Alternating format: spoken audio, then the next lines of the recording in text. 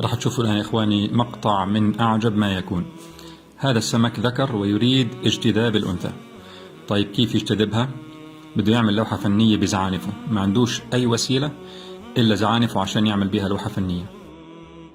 عمال بيحسب المسافات المناسبة وبيحفر في المكان المناسب، ولازم يبقى يشتغل بهذه الطريقة 24 ساعة بلا كلل ولا ملل، ممكن يتوقف شيء بسيط.